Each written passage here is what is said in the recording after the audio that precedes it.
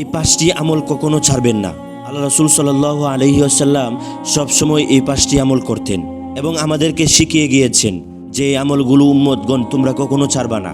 সাহাবা ইকরামদেরকে কঠোরভাবে বলে গিয়েছেন যে আমলগুলো জীবন থেকে কখনো যেন না সরে যায়, যত কষ্টই হোক এই 5টি আমল যেন আমরা করি। তাহলে কোন সেই 5টি আমল আল্লাহ রাসূল সাল্লাল্লাহু আলাইহি ওয়াসাল্লাম বলে গিয়েছেন যে তোমরা কখনো ছাড়বা না? আসুন আমরা সেই 5টি আমল জেনে নেই। এক, প্রত্যেক ফরজ সালাতের পর আয়াতুল কুরসি পাঠ করা। এটা বিশেষ একটি আমল। আপনি যদি প্রত্যেক সালাতের পর আয়াতুল কুরসি পাঠ করে আপনি আপনার বুকের মধ্যে ফু দেন, আপনার এই বুক মুবারক কখনোই জাহান্নামের মধ্যে প্রবেশ করবে না।